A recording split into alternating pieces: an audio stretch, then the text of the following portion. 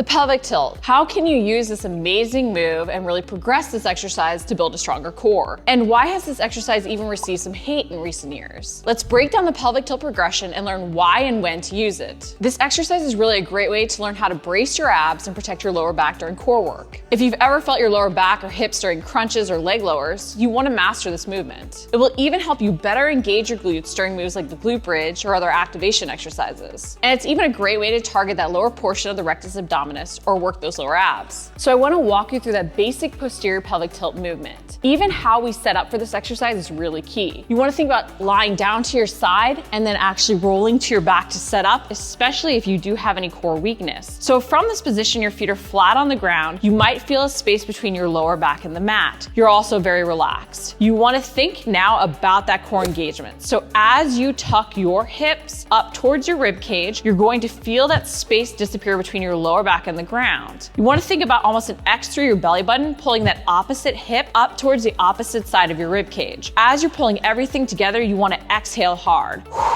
That will create that tension and tightness as you do that tuck and press your lower back into the ground. You want to think about holding here for a 3 to 5 count, and then you can relax out. Even take a big inhale, and then as you set up again, exhale. Pulling in again, pulling everything together with that X, pressing the lower back into the ground. You want to almost even think about creating that shakeage in your core because you're engaging everything so hard as you hold, pressing the lower back down into the ground, and then relaxing. That's the basic posterior pelvic tilt movements. When you're doing this, you're engaging those intrinsic core stabilizers, and you're even focused on engaging your glutes. This will better help activate your glute max when you do go into some of that glute activation work. But this is a fundamental movement because of that core engagement. You really want to focus on feeling that shakeage even as you hold. Learning this engagement is so key. Your abs power spinal flexion, and this really helps you learn to control that spinal movement as you progress into double leg lowers and even different plank exercises. And if you've ever had lower back pain and feel your back during glute bridges, hip thrusters, or other glute activation movements, using the posterior pelvic tilt can help you better engage your glutes during these moves without your lower back taking over. Now, before I take you through that full pelvic tilt progression and even how to master that double leg lower movement, I do want to discuss why this exercise has gotten so much hate in recent years. It actually relates back to how you want to brace during lifting and the importance of learning how to maintain a neutral spine. During heavy compound lifts like the squat or the deadlift, you don't want to go into that posterior pelvic tilt.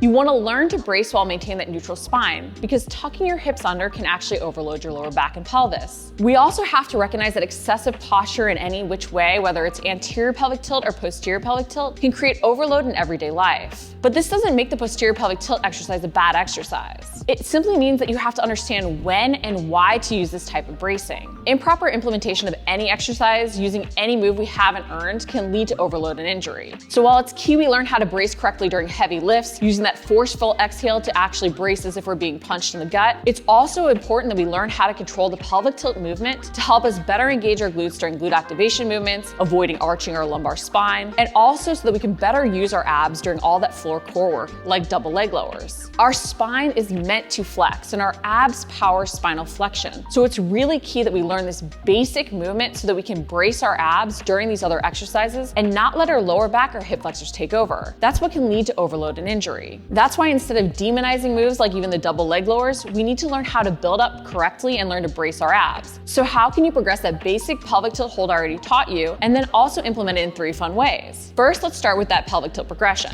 So let's walk through all stages of the posterior pelvic tilt progression. I have a towel here, which can be a great way to have that tactile cue to remind yourself to press your lower back into the ground and keep that ab bracing as you progress. If at any point you lose that engagement, don't hesitate to pause and reset or even modify as you go through the repetitions or go through your interval round. It's not bad to have to modify as you go through to keep the correct muscles working. So the towel can be a great way to make sure that you're actually engaging, and I'll show you how to use it. But first, how to do the actual progression. So again, you want to lie on your side and roll onto your back. You want your feet flat against the ground because you're actually going to want to even think about touching your heels down during this movement to help better engage and brace your abs. So again, you have that inhale, that exhale as you think about that X, pulling everything together, pressing that low back into the ground, even feeling your glutes engage as you've exhaled to engage. From here, you want to think about that single leg march. And again, you want to think about lifting and tucking the knee in, pulling with your abs, and then touching the heel down. And then tucking and then putting the heel down. Think about keeping your pelvis as stable as you can as you really keep that hard engagement, and even think about creating that shakeage through your abs. If you lose it, just simply reset. Again, you can take that deep inhale, exhale and engage, and then you can march. As long as you can hold it, you can continue that march. From here, you can actually go to a 2-knee tuck. Okay, again, touching the heels down to keep that engagement. You wanna really feel your abs almost fight to let your heels come back down. And then from here, you can go to single leg raises. So you can actually do single leg. And then from here, you can earn those 2-leg lowers. When you lower down, you even wanna think about engaging your glutes at the bottom of the movement and then using your abs to pull back up. Same thing with the single leg lowers. Think about engaging the glute of the leg that's down to even help you better brace. When you do this move, the bigger the range of motion that you include, the harder the exercise is going to be. But if at any time you feel yourself losing that bracing, you can't create that shakeage, you feel your lower back arching, don't hesitate to pause and reset. The towel is a great way to remind yourself to do this because you can actually lie on it, okay? So as you lie on the towel, placing it under your lower back, you can feel yourself pressing down into the towel. Then from here, whatever part of the progression you're doing, whether or not it's the marches, okay, you can pull on the towel slightly, and if it were to come out, you know you've lost the engagement. However, as long as you can keep it firmly planted, you know that you can progress through.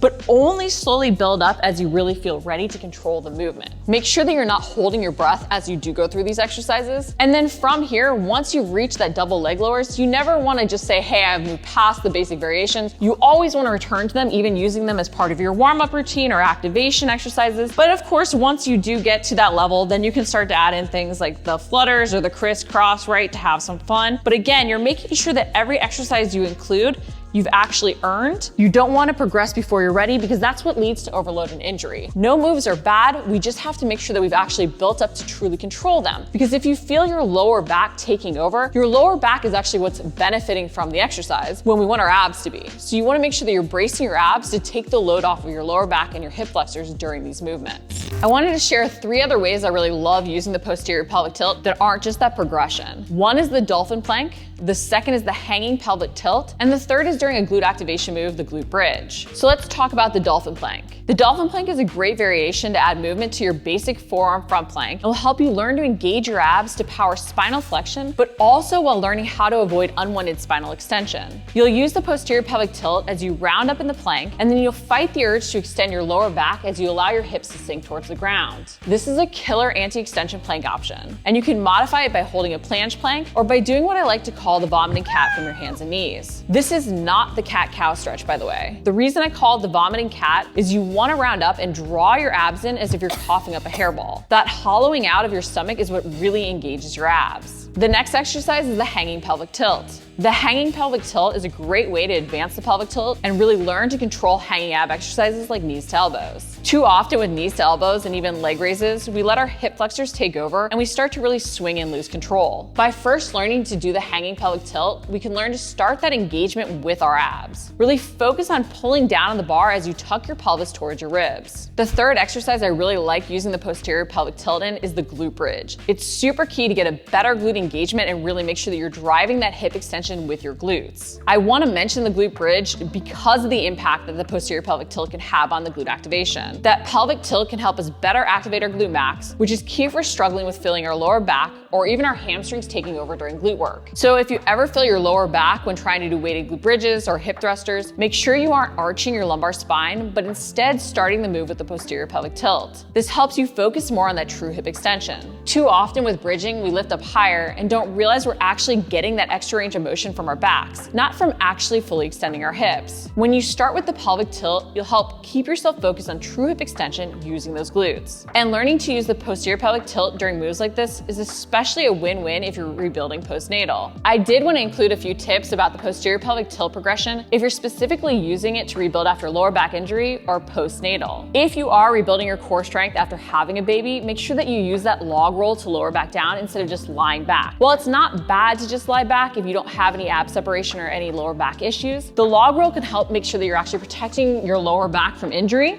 and not stressing or straining your abs as you set up. So just remember to use that roll onto your back to set up.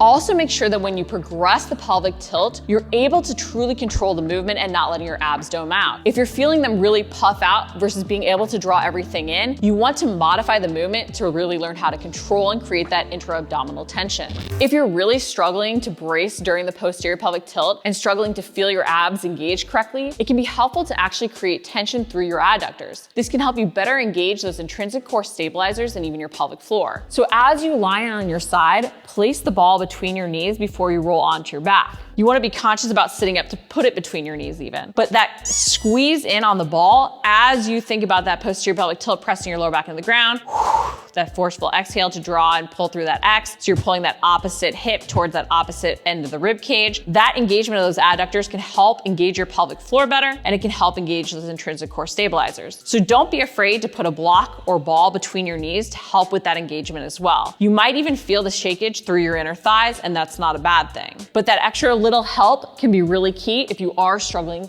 with the posterior pelvic tilt and the correct engagement, especially after having a baby. Also remember that the posterior pelvic tilt can improve glute activation, especially if you had lower back pain in the past. And a big part of rebuilding your core strength after pregnancy or even after injury is that glute activation. If you like the video, make sure to like it, comment below if you have any questions, and subscribe. We're posting new videos each week.